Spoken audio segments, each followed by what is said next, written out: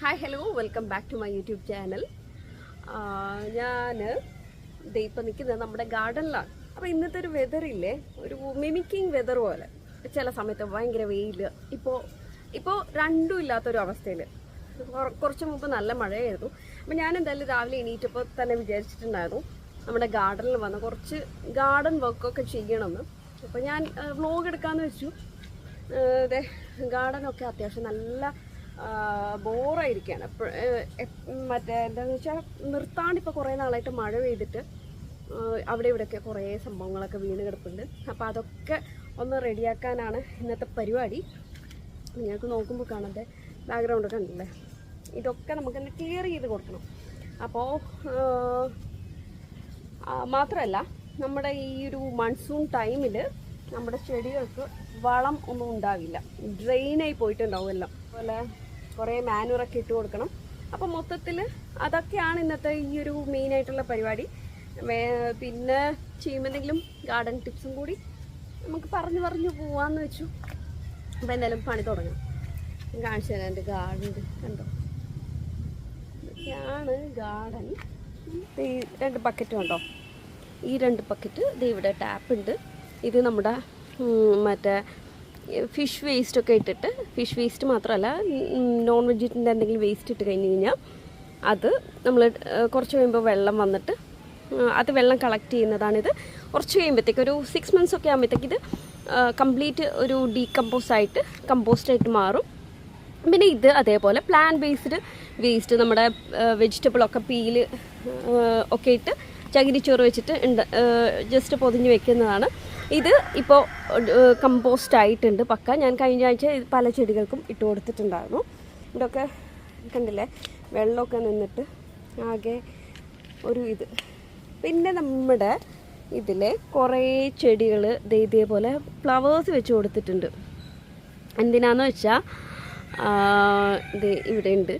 ഇതെന്താണെന്ന് വെച്ചാൽ നമ്മൾക്ക് പോളിനേഷന് വേണ്ടിയാണ് വെച്ച് കൊടുത്തത്. വേറെ കുറേ ചെടികളുണ്ട്. ഇവിടെ കണ്ടു, ഫ്ലവേഴ്സ് ഉണ്ട്. ഇവിടെയൊക്കെ ഫ്ലവേഴ്സ്. ഞാൻ ഇടയ്ക്ക് ഷോർട്സ് എന്തോ അപ്ലോഡ് ചെയ്തിട്ടുണ്ടായിരുന്നു എന്ന് തോന്നുന്നു ഇതിനെക്കുറിച്ച്. അപ്പോൾ നമുക്ക് ഇതൊക്കെ ഒന്ന് ചെയ്ത് കാണിച്ചു തരാം. ഞാൻ വേറൊരു കാര്യം കൂടി നിങ്ങൾക്ക് കാണിച്ചു തരാം. അതെ, ഇവിടെ ഒരു സംഭവം കിടപ്പുണ്ട്, ഉണ്ടോ? ഇതുണ്ടോ?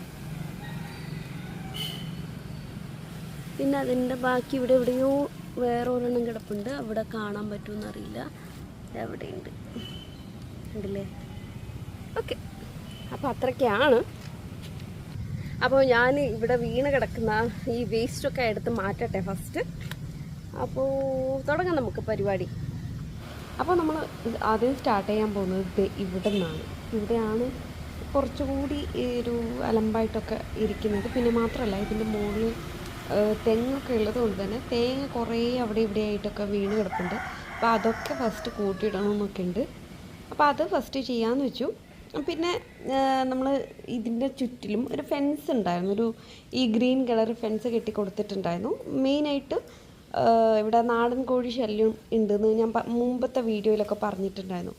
അപ്പോൾ അതിനു വേണ്ടി, അപ്പോൾ ഇതൊക്കെ ഈ തെങ്ങിൻ്റെ ഓലയും ഇതൊക്കെ വീണത് കൊണ്ട് തന്നെ അതൊക്കെ നാശമായിട്ടുണ്ട്.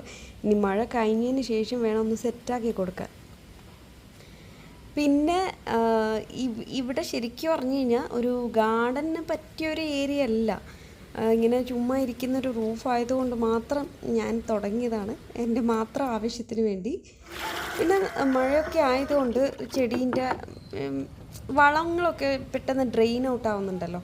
അപ്പോൾ അതിന് വേണ്ടി കൊടുക്കുന്നതാണ് ഈ ഒരു മാനുവർ. ഇത് കടലപ്പിണ്ണാക്ക് പുളിപ്പിച്ചിട്ട് ഇതിലേക്ക് ഡൈല്യൂട്ട് ചെയ്തതാണ്, വെള്ളത്തിലേക്ക് ഡൈല്യൂട്ട് ചെയ്ത് ഇങ്ങനെ ഒഴിച്ചു കൊടുത്തു കഴിഞ്ഞാൽ ചെടികൾക്ക് നല്ലതാണ്. അപ്പോൾ ഒരു 2 weeks കൂടുന്നത് പോലെ മഴക്കാലത്ത് ഞാനിങ്ങനെ ചെയ്യാറുണ്ട്. അപ്പോൾ അത്യാവശ്യം ചെടീൻ്റെ വളർച്ചക്കൊക്കെ നല്ലതാണ്. എത്ര വളം പോയി കഴിഞ്ഞാലും ഇത് അത്യാവശ്യം ഉണ്ടാവുമല്ലോ. അപ്പോൾ നമ്മൾ ആ ഒരു രീതിയിൽ പോയി കഴിഞ്ഞാൽ ചെടി നശിച്ചു പോവില്ല, ഇങ്ങനെ ചീഞ്ഞു പോവില്ല. പിന്നെ എന്തായാലും കുറേ വർക്ക് ചെയ്തതിന് ശേഷം ഞാൻ വിചാരിച്ചു നിർത്താമെന്ന്. കുറച്ച് ടയേർഡായി, അത്യാവശ്യം കുറേ വർക്ക് ചെയ്തു ഞാൻ. പിന്നെ അത് വീഡിയോയിൽ അധികം എല്ലാം സെറ്റ് ചെയ്യാൻ പറ്റിയില്ല. അപ്പോൾ ഞാൻ വിചാരിച്ചു എന്തായാലും സ്റ്റോപ്പ് ചെയ്യാമെന്ന്. ഇപ്പോൾ ഇതെന്താണെന്ന് വെച്ചാൽ ശംഖുപുഷ്പമാണ്.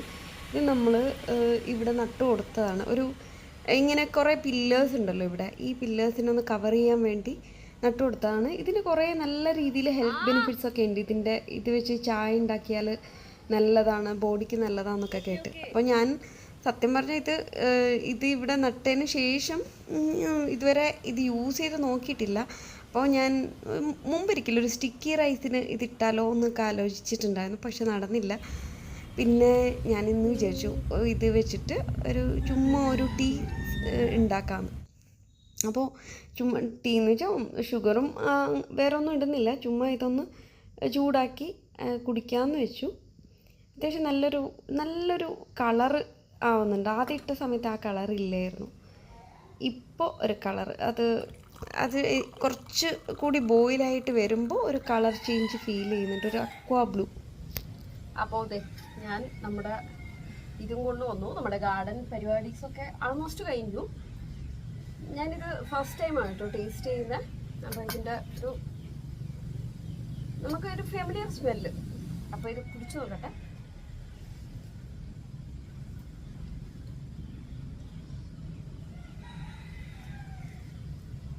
പ്രത്യേകിച്ച് വലിയ ടേസ്റ്റ് ഒന്നുമില്ല, ഒരു ലൈറ്റ് ആയിട്ടുള്ള എന്തൊരു ടേസ്റ്റ് ഉണ്ട്.